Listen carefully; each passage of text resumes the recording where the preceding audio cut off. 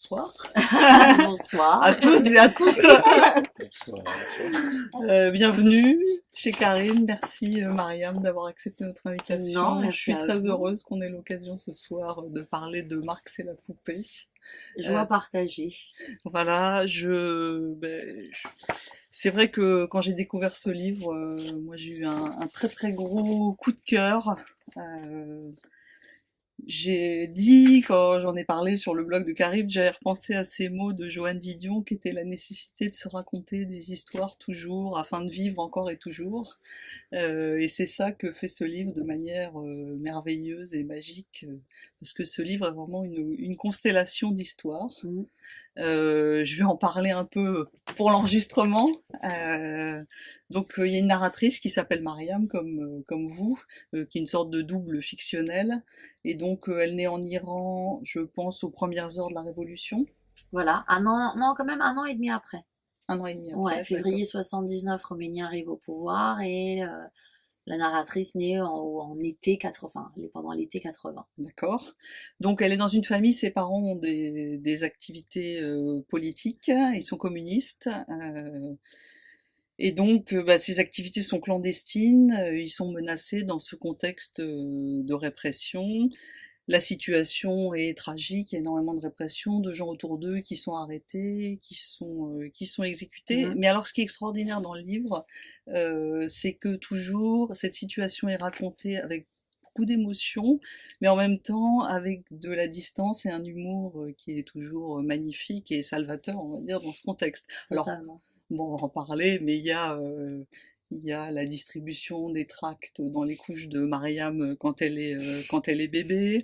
Et puis, bon, il y a cet épisode parce que les parents se rendent bien compte que la situation n'est pas stable et qu'ils vont pas pouvoir rester. Et puis, en même temps, ils ont bien envie d'enseigner à leur petite fille les rudiments du communisme, donc ils lui demandent de donner ses jouets. Et bon, elle est pas très très Non, contente, du tout. pas très contente de ça. Sa conscience politique a besoin d'être reconstruite. Voilà, elle viendra après la conscience Voilà. politique. Et donc, quand elle a 6 ans, donc Mariam quitte l'Iran avec sa mère, parce qu'à l'époque son père est déjà Voilà, parti 7 mois avant, ouais. pour rejoindre donc son père en France. Là aussi, la situation est dure parce que l'exil se fait dans des conditions matérielles difficiles à l'arrivée, dans une chambre de bonne dans le 18e arrondissement. Parce que pour les parents, c'est difficile de reconstruire. Ils ont une existence qui est une sorte d'existence de fantôme. Mm. Et on suit la trajectoire. Alors, je vais parler de la façon dont c'est raconté après, de cette petite fille qui va apprendre la langue lentement, la digérer. Et puis, donc c'est tout ce parcours avec l'apprentissage de la langue française, et puis ensuite tout le parcours dans la complexité de cette double culture, et puis la nécessité de vivre avec, de la partager, et puis de se réconcilier avec les deux parties de son identité. Ce que j'ai adoré dans ce livre, il n'est pas du tout linéaire. Mhm. C'est vraiment un livre qui fait entendre une constellation de voix, une constellation de scènes, et c'est ça qui fait, au-delà de l'entrelacement de l'humour et du tragique, c'est ça qui fait vraiment la beauté du livre. C'est l'entrelacement des souvenirs, des périodes, des époques, des lieux, des émotions qui sont parfois très dures, et puis de l'humour, de la joie, de l'amitié, des façons de raconter, des formes sous forme de fables. Et voilà, c'est un livre vous êtes une grande conteuse. Voilà, c'est virevoltant, c'est pétillant, c'est poétique, c'est plein d'allers-retours, c'est plein d'émotions, c'est plein de vie. Voilà, c'est vraiment un livre qui est très lumineux, très maîtrisé. Voilà, j'ai adoré. Euh, et donc, une des raisons pour lesquelles j'ai vraiment beaucoup aimé ce livre, c'était justement la réussite, quoi, de réussir à raconter cette histoire tragique de violence, de répression, une histoire qui est quand même lourde à porter, de double culture, d'exil, mais de manière très drôle, très pétillante. Voilà, donc j'avais bien envie que vous nous parliez de ça, de la façon dont vous aviez construit ce récit et Alors, la construction d'un récit, c'est toujours très mystérieux parce que, en fait, moi, j'étais à Pékin en 2012. Je me souviens, je vivais dans un hutong, donc ce sont les vieilles ruelles, en fait, du centre historique de Pékin. Et j'avais trouvé avec une amie un duplex, mais super mignon, donc dans une cour carrée. Enfin, il y avait un immense chêne comme ça au milieu de la cour, quoi. Et les appartements, enfin, c'était des appartements de 2 étages construits autour. C'était un cadre absolument idyllique et j'avais une chambre à l'étage avec un immense espace pour un bureau. Et en fait, je me souviens quand on avait visité cet appart, j'avais vu la chambre et j'avais dit à ma coloc, ah non, mais c'est le bon. Et moi, ici, je suis sûre que je vais écrire quelque chose. Et ça s'est réalisé. Et donc, j'étais en 2012 à Pékin et il y a 20 pages qui sortent d'un coup. Et en fait, c'est les 20 premières pages, vraiment là, du bouquin. Donc, ça va jusqu'à les mains du père. Voilà. Et j'ai écrit ça et ensuite je l'ai donné à lire un peu aux copains de l'époque qui m'ont dit ah mais c'est super, il faut absolument que tu poursuives la suite. Enfin nous on est impatients de lire la suite. Sauf que pendant 2 ans, rien. Il n'y a pas un mot qui sort. Et donc pendant 2 ans, moi j'étais très active parce que je suis allée au Cambodge, ensuite je suis allée en Inde, ensuite je suis revenue à Pékin, puis je suis partie m'installer à Istanbul. Donc j'ai pas arrêté de bouger, voilà, à la recherche de quelque chose, je savais pas trop quoi. Et en fait finalement, donc j'arrive à Istanbul et 3 mois avant de partir, avant de quitter Istanbul pour venir me réinstaller à Paris, j'avais pris ma décision de rentrer vivre en France. J'écris 180 pages, enfin ça sort d'un coup en l'espace de 2 mois. Et j'écrivais 7 heures par jour. Voilà, je mangeais très peu. J'étais vraiment dans le cliché de l'écrivain, quoi. C'est complètement cliché. Et j'étais à fond, j'étais très heureuse. Je dormais peu, je mangeais peu, mais j'étais terriblement vivante. Et tout est sorti, comme ça, d'un coup. Donc, en fait, il n'y a pas eu d'organisation. Moi, je fais pas partie de ces écrivains qui se lèvent le matin, qui écrivent 3 heures et après ils vont bosser. Et puis non, je peux pas. C'est-à-dire quand ça m'arrive, ça prend tout et puis tout le reste finalement est balayé. Et euh, et donc voilà. Donc en fait, j'avais pas un plan préétabli, mais je savais que ça allait être en 3 parties. Vraiment, ça Mmh. c'était important Mmh. pour moi parce que c'était les 3 naissances. Mmh. L'Iran, la France et le retour Mmh. en Iran. Mmh. C'est comme ça aussi, c'est sur ces 3 naissances qu'aujourd'hui je suis ce que je suis. Donc je savais que ça allait être en 3 parties. Après l'agencement des chapitres, tout est venu un peu. C'est comme un tissage. Moi, Mais vraiment, ouais, c'est vraiment l'image qui me venait. vraiment, ouais. Après, le travail qui a été fait avec Benoît était intéressant aussi avec l'éditeur, c'est que du coup, il a fallu quand même mettre en ordre un peu parce que ça partait un peu dans tous les sens, surtout la première partie. Et là, donc lui, son regard extérieur a permis aussi du coup d'organiser un petit peu quand même les choses, voilà. Parce qu'il y avait beaucoup trop d'allers-retours entre l'Iran et la France. Donc c'est vrai que les premiers lecteurs m'ont dit, ah, attends, on est complètement perdu. Moi, je voulais que le lecteur soit perdu. Et après, voilà, c'était peut-être un peu trop, donc on a un peu modéré ça. Est-ce qu'on peut en entendre Bah un oui, bien premier sûr, moi extrait? j'adore lire. Alors, en fait c'est marrant, t'as le jeu d'épreuve. Euh, Quel extrait? Alors, T'as fait un choix ou pas? oui, moi, j'en avais choisi. Le Don ou Nouchabé? Oh ouais, Nouchobé, c'est tellement beau. Ah ouais, Nouchobé. C'est mon anniversaire, j'ai 5 ans. Un grand gâteau est sur la table avec plein de crème. Il manque une personne, mon oncle, le frère de ma mère. Il s'appelle Saman. Il m'offre toujours pour mon anniversaire une fleur, une seule fleur qui s'appelle Golé Mariam. C'est notre rituel. À chaque anniversaire, une Golé Mariam. J'adore son parfum. Cette fois-ci, il n'est pas là. Il ne viendra pas. Il n'y aura pas de Golé Mariam pour mes 5 ans. Le téléphone sonne. Ma mère décroche. Elle écoute. Et elle ne parle pas. Elle raccroche. Il a été attrapé. Il est en prison à Evin. Il avait sur lui des tracts. Plus tard, quand la police a fouillé chez lui, ils ont trouvé aussi une arme. Il vient d'avoir 19 ans. Des femmes vêtues de noir font la queue pour voir leurs détenus. Des silhouettes noires, silencieuses, des paniers à provisions dans les bras. Elles attendent leur tour de visite. Je fais la queue avec ma grand-mère, puis un peu plus tard, je suis assise face à mon oncle. Il y a une vitre qui nous sépare. Je lui parle à travers un téléphone. Il sourit avec effort. Je sais ce que ça lui coûte, ce sourire. Je lui dis que ces hommes barbus sentent mauvais et qu'ils sont moches. Il éclate de rire et se rattrape en mettant le doigt sur sa bouche en signe de silence. Ne parle pas comme ça ici. Ma grand-mère me gronde aussi. Je m'ennuie. J'ai envie de partir. Je déteste cet endroit. Mon oncle est dans une cage gardée par des hommes dégoûtants. Je pense à mes jouets que je vais devoir abandonner. Je ne veux pas être comme lui dans cette cage. Je veux aller là-bas. Peut-être que c'est bien là-bas. 2005, Paris, terrasse du café Sancerre aux Abbesses. Il est tard, minuit passé, j'ai 25 ans, mon oncle Saman est là, assis en face de moi, ma mère aussi.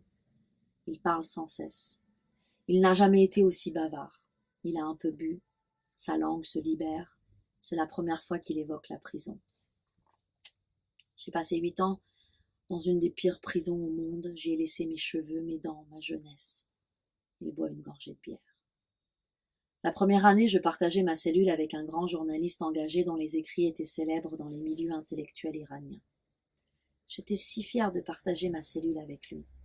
Mais cet illustre résistant avait une drôle de manie. Il regardait chaque matin le même dessin animé à la télévision. Le dessin animé n'avait rien d'exceptionnel, banal, comme il s'en fait tant. Il regardait avec une assiduité et une concentration imperturbable ce truc chaque matin. Il suivait tous les épisodes. Pour rien au monde, il n'aurait raté une minute des aventures de la petite Noushabé. C'était le nom du dessin animé. Un jour, ne tenant plus, je lui demande pourquoi il regarde ça tous les jours. Ça me surprend qu'un journaliste comme lui, célèbre, reconnu, engagé et emprisonné pour ses idées politiques, puisse trouver de l'intérêt à ce stupide dessin animé, et franchement, je m'inquiète pour lui, car j'attribue cette obsession à une forme de régression. L'homme a levé la tête et m'a fixé du regard. Il a souri. Il m'a répondu lentement. C'est pas un stupide dessin animé, je ne régresse pas, ne t'inquiète pas. Tu vois le personnage de Noushabé, la petite bouteille qui parle dans ce dessin animé. C'est la voix de ma femme.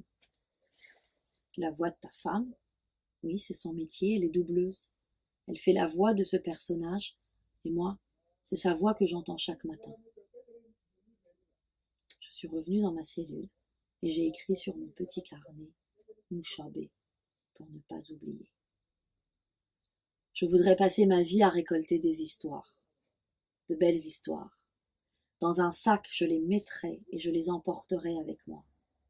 Et puis, au moment propice, les offrir à une oreille attentive pour voir la magie naître dans le regard. Je voudrais semer des histoires dans les oreilles de tous les êtres. Je veux que ça fleurisse, qu'il en sorte des fleurs embaumantes à la place de toutes les fleurs manquantes, absentes, de toutes les Golé Mariam qui auraient dû être offertes et qui n'ont pas pu l'être. Alors, juste une précision, en fait, ce prisonnier politique, donc c'était vraiment un journaliste très reconnu, et il a tenu en prison, en fait, enfin, jusqu'à malheureusement son exécution, mais il a tenu parce qu'il regardait ce dessin animé, en fait. C'est-à-dire que ça lui permettait vraiment de pas perdre la raison.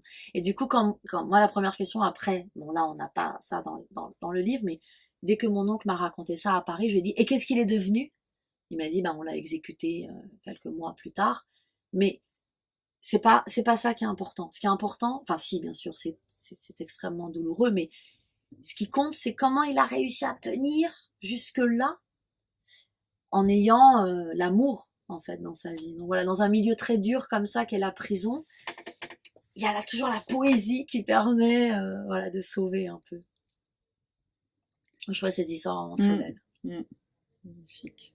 Alors, au début du livre, la mère, donc ça se passe à l'université de Téhéran, effectivement en 1980. Donc la mère de Mariam est enceinte. De 7 mois. De 7 mois. C'est important quand même, c'est un énorme ventre. Voilà, et elle est dans une scène terrible de répression, elle saute par la fenêtre de l'université. Voilà, parce qu'elle est poursuivie, par les Bassidji, voilà, qui est la milice vraiment destinée à frapper tout le monde. Et c'était ça que j'ai trouvé très beau par rapport à toute la suite, toute la construction de livre, c'est que dès le début, la mort et la naissance sont totalement liées par cette scène. Ouais. Et d'ailleurs, la pierre, en fait, donc moi j'ai mon deuxième oncle aussi qui a fait de la prison, il a vraiment gravé mon nom sur une pierre, et mon père, en lisant ce roman, m'a dit, c'est très intéressant parce que ton premier chapitre, finalement, c'est la stèle, en fait. C'est une stèle, quoi. On grave notre nom le jour de notre mort sur notre tombe. Et en fait, pour mon oncle, c'était pour ma naissance. Donc déjà, il y avait comme ce truc inscrit dans la destinée bah voilà, mort et naissance seront liés, en tout cas. J'ai trouvé que c'était magnifique par rapport à la construction de l'ensemble du livre. Alors, il y a un autre personnage dont j'aimerais bien qu'on parle, évidemment, qu'on croise très rapidement, qui est le personnage de la grand-mère. Oui, bien sûr. Personnage attachant, magnifique, qui représente la protection et puis le lien avec la langue persane, le lien qui est toujours présent avec l'Iran. Voilà, j'aurais bien voulu d'avoir si c'était juste, comment vous voyez ce personnage. Alors là, en fait, le personnage, alors c'est vraiment ma grand-mère, hein, elle existe, elle a quoi, 82 ans aujourd'hui, enfin en ce moment, je sais plus. Bon, faut qu'on compte plus. Mais alors, donc, elle a vraiment été une vraie protectrice durant mon enfance, mais c'est pas sa réalité. C'est-à-dire que dans la vie réelle, ma grand-mère est une femme très boudeuse, très capricieuse, très chiante. Au bout de 2 semaines, je m'embrouille avec elle. Bon, non mais ça c'est pour le dire parce que tout le monde la magnifie, la sublime. Bon, elle est pas du tout. Je parle de ça du roman.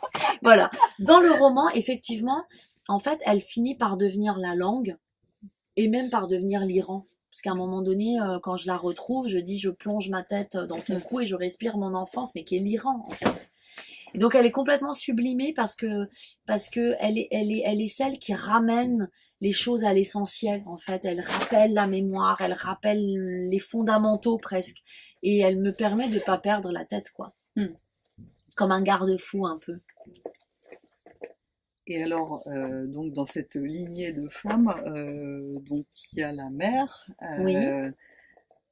Et alors, ce qui est intéressant avec la mère aussi, c'est le lien à la parole, parce que bon, à la fois avec la répression en Iran, et ensuite plus tard avec l'exil, on a l'impression que la mère, elle s'absente de la parole, Ouais.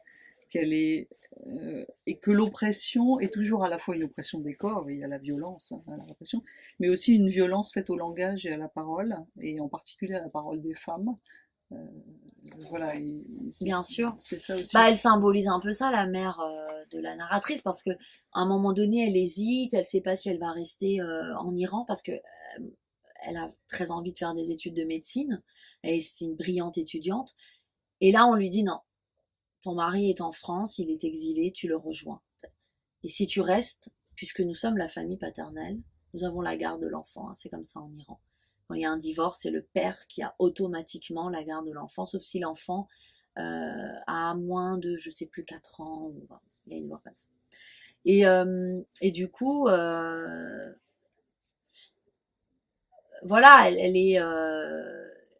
elle peut pas s'exprimer en fait. On lui empêche quelque part de décider pour sa vie en fait. Et c'est vrai que j'ai voulu montrer ça par son mutisme en fait. Et puis aussi voilà, Mariam qui va, elle, rechercher la parole. Ouais, parce que en fait, après, là, moi, je parle de moi. C'est vrai que mes parents m'ont tout le temps éduquée dans le sens de, il faut que tu témoignes, il faut que tu témoignes, il faut que tu témoignes. Bon, ben voilà, quoi. C'est sorti. Mais c'est vrai qu'il y a ce truc de, nous ne pouvons pas le faire. Et donc, du coup, l'enfant prend le relais finalement, du combat, mais par les mots. Clairement, ouais. Alors donc, ensuite, même si c'est pas chronologique, mais dans l'histoire, donc à 6 ans, Mariam quitte l'Iran avec sa mère pour rejoindre son père en France. Et au début, elle parle pas le français. Non. Et elle apprend en silence. Tout est en silence. C'est en gestation, ouais. Comme si la langue mûrissait comme un fruit. Voilà, en silence. Et Ouais, puis, à un moment, le fruit est mûr et voilà, elle se met à le parler et en même temps, la langue persane voilà, disparaît. C'est ça. Alors, les deux choses qui m'ont frappé, c'est d'abord ça, les deux langues ne cohabitent pas, et aussi la distance à ce moment-là qui se crée avec ses propres parents, Ouais. notamment à cause de la langue. J'ai noté une phrase, je trouvais en même temps que c'était toujours drôle, quoi, malgré le... Durant toute mon enfance et mon adolescence, je priais pour que mes parents se taisent devant mes amis. Je voulais même les présenter à mes amis en disant « Voici mes parents, ils sont muets, hélas. » Oui, à cause des fautes de français. Je supportais pas ça, quoi. C'était affreux, en fait. Mais non, mais c'est vrai, c'est un truc, ça me rendait complètement dingue. Et du coup, j'avais vraiment envie de dire, mais voilà, ne leur parlez pas, parce que de toute façon, ils sont muets, ils ont été frappés d'une maladie, je sais pas quoi, qui fait qu'ils sont muets aujourd'hui. Et ça, c'est vrai que aujourd'hui, on en rit énormément avec mes parents de leurs fautes de français. Donc, quand je leur présente un copain, une copine, et que bon, on en rit vraiment parce que on en a parlé. Mais quand j'étais ado, c'était insupportable, Hmm. vraiment. Et c'est toujours ça que vous arrivez à souligner avec beaucoup d'humour, c'est à la fois la difficulté de faire vivre ensemble des identités multiples, et vous le faites qu'en tout cas c'est un apprentissage, un chemin, quoi. Ouais, parce que je pense que vraiment, en fait, moi, ce que j'ai voulu aussi montrer, c'est que ça peut pas se faire tout de suite. C'est-à-dire que on nous somme de choisir une identité, d'en prendre une nouvelle. Il faut faire ça vite, il faut s'intégrer, il faut nanana. Mais c'est pas possible, quoi. Enfin, il faut un temps. Et c'est vrai que la petite fille qui refuse à un moment donné, enfin qui parle pas français, mais qui est en gestation, puis une fois qu'elle parle français, bah, le persan n'a plus trop de place et finalement elle arrive à faire coexister les deux. Ça a pris 25 ans. Ça a pris énormément de temps, en fait. Trois naissances. Ben oui, c'est ça. Et donc, je pense qu'il faut aussi laisser le temps à chaque personne de trouver son identité là-dedans, quoi. Vous voulez bien en lire un autre Ouais. extrait? Qu'est-ce qui vous ferait plaisir? Ah, c'est là. À la recherche de la langue perdue. Il était une fois une langue perdue dans un pays étranger. Étrangère dans un pays où son odeur n'était familière pour personne. Son intonation, sa mélodie, son rythme un peu plaintif et nonchalant ne touchaient plus le cœur des gens et avaient seulement un attrait quelque peu exotique pour eux. La langue tentait tant bien que mal de se faire une place, d'avoir un peu le droit de citer. Timidement, dans les rues, elle esquissait quelques mots, quelques sons, mais les mots retombaient sur le sol de la bizarrerie et de l'incompréhension, parfois même dans les eaux acides de la moquerie. Personne ne parlait cette langue. Elle devait se faire une raison et l'accepter. Les rares locuteurs qui la parlaient et la comprenaient avaient un peu honte d'elle désormais. Ils n'osaient pas la parler très fort dans la rue. La langue étrangère faisait d'eux des étrangers, et ils n'avaient pas envie d'être montrés du doigt. Parfois, elle rêvait de ce temps et de ce pays où elle avait un statut officiel, où des millions de personnes l'utilisaient, où aucune autre langue ne pouvait rivaliser avec elle. Sa légitimité la rendait si forte. Ici, elle n'était réduite qu'à 3 locuteurs, un père, une mère et un enfant. Dans ce huis clos étouffant, la langue perdait de sa vitalité et de sa force. Elle devenait de plus en plus fragile. Elle avait en elle la faiblesse des personnes malades qui doivent trouver un refuge pour se protéger du reste du monde. Chaque jour, elle reculait devant la puissance d'une rivale, une autre langue. Celle-ci était la langue officielle de ce nouveau pays. Elle avait fini par se réfugier en haut d'une chambre de bonne au 6e étage d'un immeuble parisien, cloîtrée entre 4 murs, cachée dans une mansarde qui sentait la misère. Il était une fois une petite fille qui cherchait sa langue. Elle cherchait sa langue lorsqu'elle marchait dans les rues. Elle tendait l'oreille attentivement dans l'espoir de saisir un ou deux mots familiers. Elle observait les gens avec ses grands yeux noirs pour tenter de reconnaître la musique de sa langue maternelle. Où est passé le persan, se demandait-elle. Elle pensait au début que la langue lui jouait un tour. Le persan s'était déguisé en français pour un temps, et bientôt il réapparaîtrait à nouveau. Puis, elle se dit que le persan n'avait peut-être jamais existé, que c'était un rêve. Ensuite, elle sombra dans une profonde mélancolie en pensant que le persan était mort, comme meurent les personnes, les animaux, les végétaux, comme tout ce qui vit sur cette terre. Une langue peut donc mourir? Mais se ressaisissant, elle envisagea un temps de l'enseigner à tout le monde. Ainsi tout le monde la parlerait à nouveau, mais devant l'ampleur de sa tâche, elle baissa les bras, découragée. Comment l'enseigner à des millions de personnes quand elle sait à peine l'écrire et la lire? Elle se tourna vers ses parents. Eux avaient peut-être la solution. Pourquoi personne ne parle persan? Parce qu'on est en France. En France, on parle français. Avant, on était où? Bah, on était en Iran. En Iran, on parle persan. Mais enfin, c'est quoi ces questions? Tu le sais tout ça.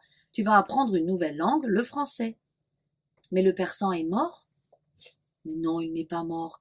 Nous le parlons, nous, tu le vois bien. Oh, seulement nous, ça fait pas beaucoup. Et si on meurt, le persan meurt aussi. 75 millions de personnes parlent le persan en Iran, et si on fait le total dans le monde entier, il y a environ 100 millions de locuteurs. Ne t'inquiète pas, ta langue ne va pas mourir de sitôt. Pourquoi on est venu dans un pays où personne ne la parle? Nous t'avons déjà expliqué tout ça. En France, on est libre. C'est une démocratie. Nous avons choisi ce pays parce qu'il incarne pour nous la liberté d'expression. Tu le comprendras un jour. Ainsi, dans la tête de la petite fille, s'est tu le persan. Sa langue a foutu le camp. Son unique espace est la mansarde où elle n'osera jamais inviter un camarade de classe de peur qu'on découvre sa pauvreté. Ainsi s'est tu le persan. La petite fille comprend qu'ici, il ne sert à rien de le parler. Personne ne lui répondra. Alors il se passa quelque chose d'étrange. Elle avala sa langue, elle ferma les yeux, et elle engloutit sa langue maternelle qui glissa au fond de son ventre, bien à l'abri, au fond d'elle, comme dans le coin le plus reculé d'une grotte. Alors, à propos de la langue persane et aussi de la poésie persane, il y a ce passage que j'ai trouvé très beau et très émouvant sur le père, et en particulier les mains du père, qui, quand il arrive en France, il s'emploie à toutes sortes de travaux manuels pour pouvoir vivre, et puis ensuite il vieillit, et il a ses mains qui sont marquées par le temps, il travaille, on a l'impression que les mains se mettent à rechercher le passé, et il se met à la calligraphie, avec voilà, la poésie des poètes persans. Et j'ai trouvé ça d'abord très émouvant parce que ça parlait des mains, et aussi parce que comme les mains étaient liées à la fois au travail manuel et à l'écriture, à la calligraphie, enfin pour moi ça montrait cette proximité du geste, de la poésie et du quotidien. Je trouvais ça vraiment très beau. Alors, ce qui est drôle, j'ai une anecdote là-dessus, c'est qu'à la soirée de lancement du roman, il y a beaucoup de lecteurs qui sont allés voir mon père et qui voulaient voir ses mains. C'était super drôle. La fiction et le réel, on savait plus trop où était la frontière. Et mon père était très heureux de montrer ses mains, mais encore plus abîmées là, parce que pendant un mois, il a bossé sur son champ à la campagne, à planter des trucs, machin. Ok, c'était vraiment génial, ça tombait pile poil. Donc les mains crevassées. Il était très touché par ça.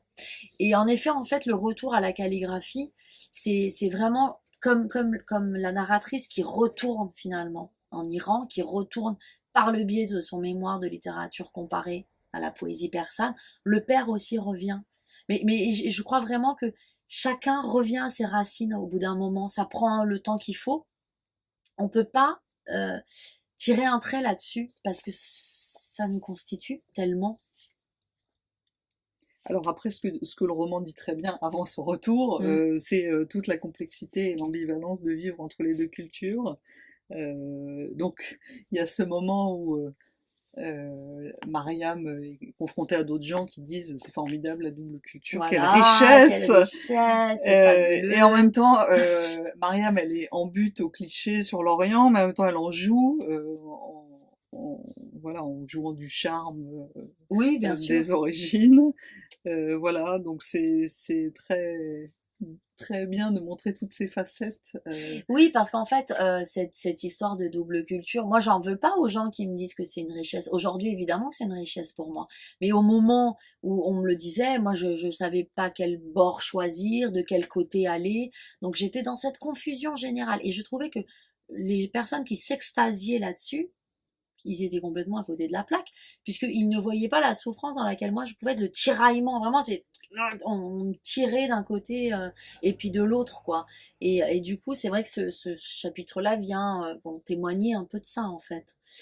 Aujourd'hui, je le prends différemment, évidemment. Et c'est ce passage-là qui m'a fait penser justement au roman de Kaotera Dimi, donc, qui Mhm. s'appelle Des pierres dans ma poche, où elle raconte très bien, et elle aussi avec pas mal Du d'humour, moment, ouais. dans son roman, donc cette histoire d'une jeune femme algérienne qui vit en exil à Paris et qui est tiraillée entre ces deux cultures françaises et algériennes, et qui finalement n'est jamais vraiment chez elle, sauf au moment où elle trouve la langue et Bah l'écriture, voilà, qui c'est ça. devient Ouais, c'est parce que la réconciliation, elle est vraiment là, en fait, hein. C'est-à-dire que moi, ça, bon, je l'ai pas vraiment écrit, mais c'est vrai que quand j'étais en Iran, on me disait, mais toi, t'es la française, t'es la parisienne, machin.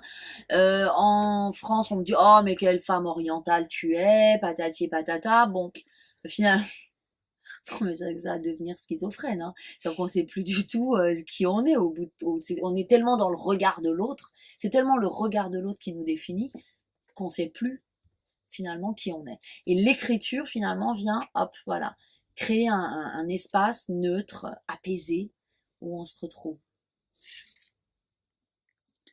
il y a la dimension du mouvement tout le temps dans le livre. Et ce mouvement, il est justement toujours autour de la séparation et la réconciliation avec les langues, quoi.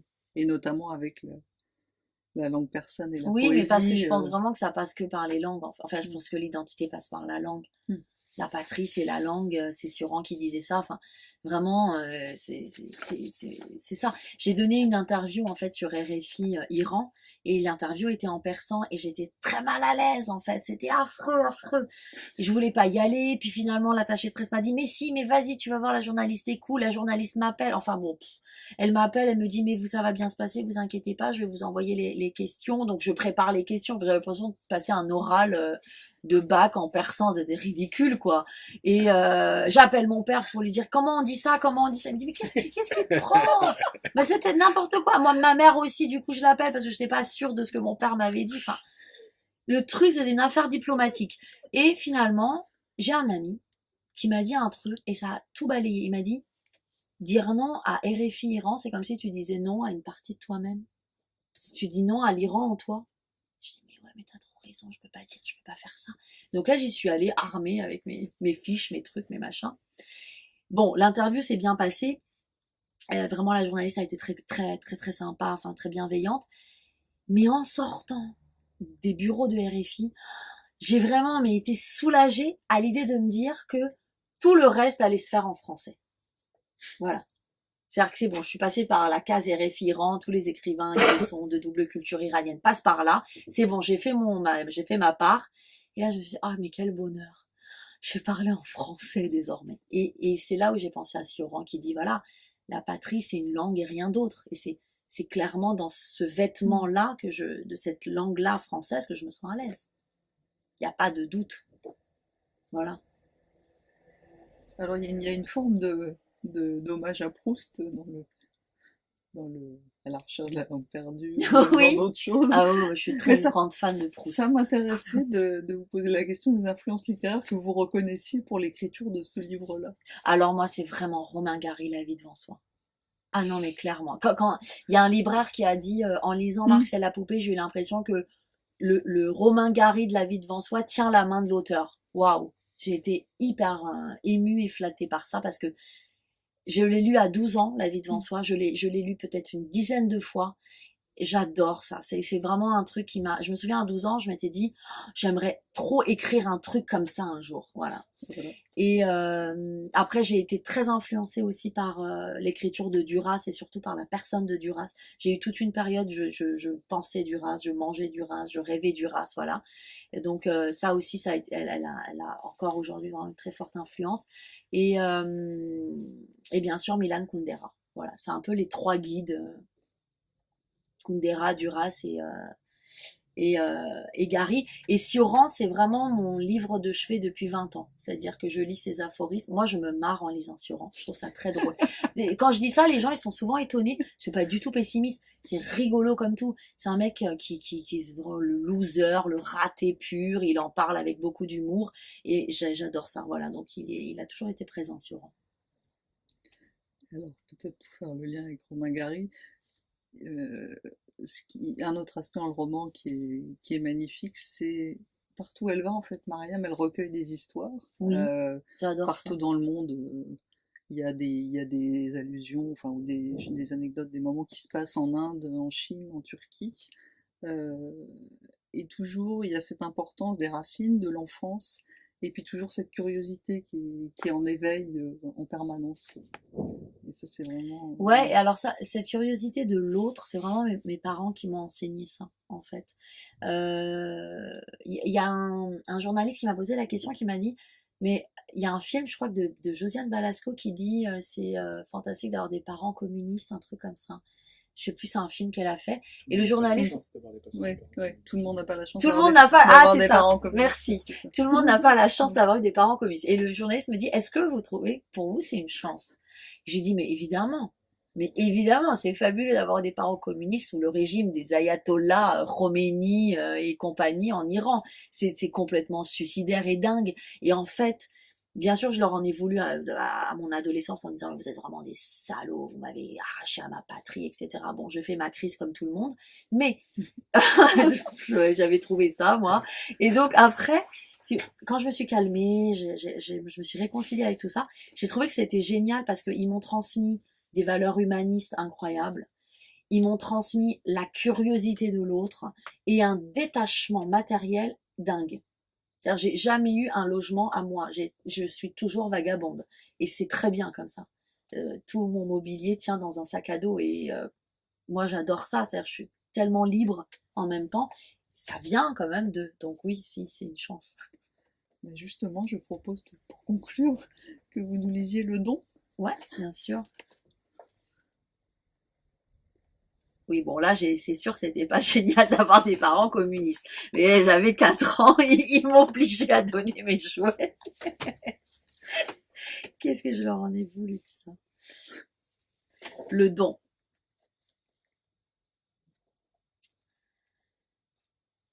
Les yeux de la mère regardent au loin l'envol d'une plume. Elle sait qu'elles doivent partir. Elle a acheté des vêtements, des chaussures pour là-bas. La petite fille doit donner ses jouets aux gamins du quartier. Elle n'en a absolument aucune envie.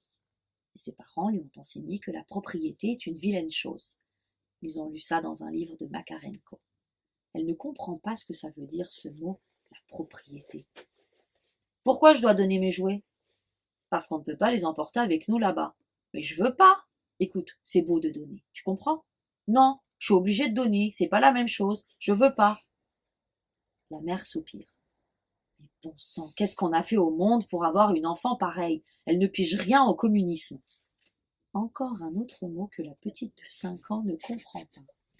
Elle se réfugie dans sa chambre et sous une tente qu'elle a fabriquée avec un drap et 2 chaises, elle rassemble tous ses jouets autour d'elle et elle leur parle. Écoutez-moi, on veut nous séparer, mais moi je veux pas. Alors on va rester là, on va pas bouger. Et je vais vous raconter plein d'histoires, jusqu'à ce que tout le monde s'endorme, et alors je vais creuser un trou dans la terre, juste au pied de l'arbre dans le jardin, et je vous cacherai là.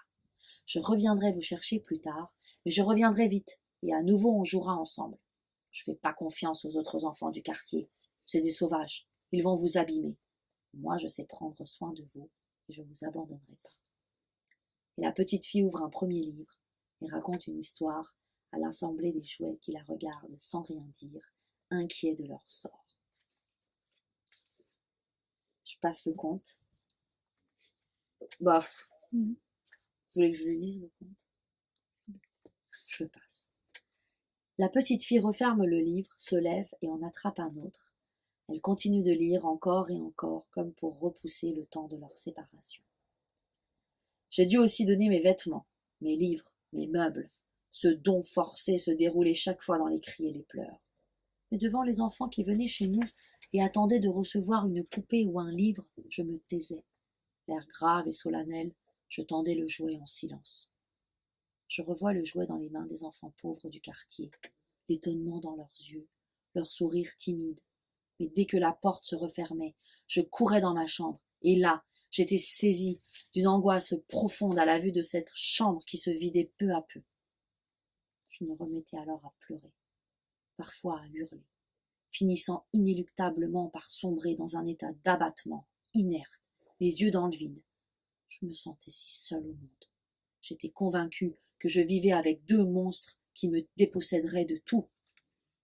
Ma grand-mère s'est arraché les cheveux en apprenant que les jouets qu'elle avait choisis avec soin et amour avaient été donnés aux enfants du quartier. Elle a essayé de les empêcher, mais rien ne pouvait arrêter mes parents. Ils étaient convaincus qu'ils m'enseignaient là une des leçons fondamentales de la vie, le détachement matériel et l'abolition de la propriété. J'allais alors me blottir dans ses bras moelleux et chauds. C'était là ma seule consolation.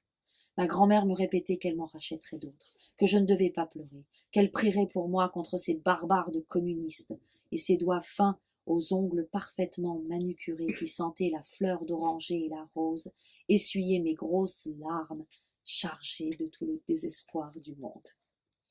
Merci beaucoup.